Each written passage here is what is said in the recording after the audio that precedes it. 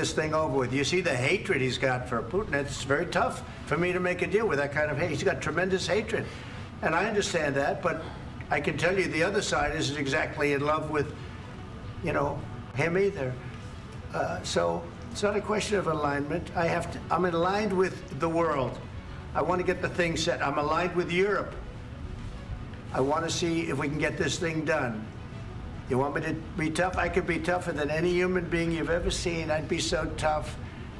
But you're never going to get a deal that way, so that's the way it goes. All right, one more question. Hey, I want to respond to this. So look, for 4 years in the United States of America, we had a president who stood up at press conferences and talked tough about Vladimir Putin, and then Putin invaded Ukraine and destroyed a significant chunk of the country.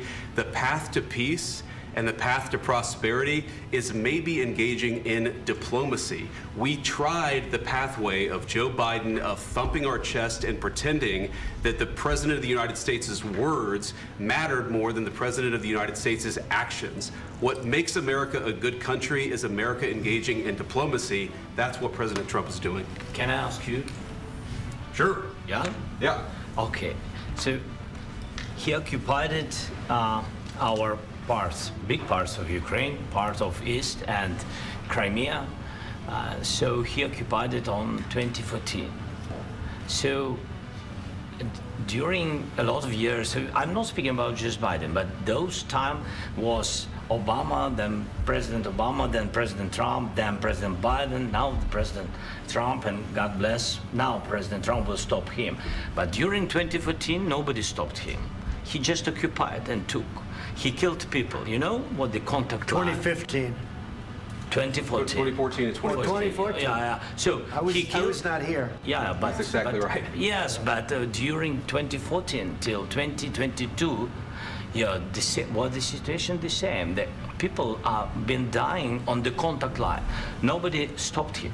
You know that we had conversations with him, a lot of conversation, my bilateral conversation, and we signed with him, me, like a new president. In 2019, I signed with him the deal. I signed with him, Macron and Merkel, we signed ceasefire. Ceasefire, all of them told me that he will never go. We signed him with gas contract, yes, but after that, he broken this ceasefire. He killed our people and he didn't exchange prisoners. We signed the exchange of prisoners, but he didn't do it. What kind of diplomacy, JD, you are speaking about? What do you mean?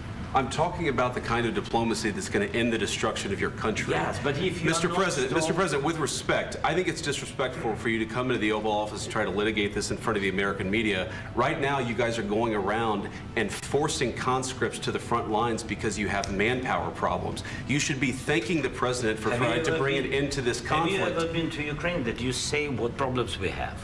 I have been to. Come once. I've actually watched and seen the stories, and I know what happens is you bring them on a propaganda tour, Mr. President. Do you disagree that you've had problems bringing people into your military? And do you think that it's respectful to come to the Oval Office of the United States of America and attack the administration that is trying to prevent the destruction of your country? A lot of questions. Let's start from the beginning. Sure. First of all, during the war, everybody has problems, even you, but you have nice ocean and don't feel now, but you will feel it in the future. God bless. You don't know that. God bless. God bless. You will not have a war. Don't tell us what we're going to feel. We're trying to solve a problem. Don't tell us what we're going to feel. I'm not telling you. Because you're in no position to dictate that. That's exactly what you're doing. You're in no position to dictate what we're going to feel. We're going to feel very good. You will feel influence. We're going to feel very good and very strong. You will feel influence. You're right now not in a very good position. You've allowed yourself to be in a very bad position, and he happens to be right about it. From the very beginning of the war. You're not in a good position. You don't have the cards right now. With us, you start having cards. Right now, you don't. You're playing cards. You're playing cards. You're gambling with the lives of millions of people. You're gambling with World War III. You're gambling with World War III. And what you're doing is very disrespectful to the country, this country, that's back to you, far more than a lot of people said they should have. Have you said thank you once? this A lot entire of meeting? times. No, in this Even entire meeting, today. have you said thank you? Even today. You went to Pennsylvania and campaigned for the opposition in October. Offer some words of appreciation for the United States what of you're speaking America about? and the president who's trying to save your country.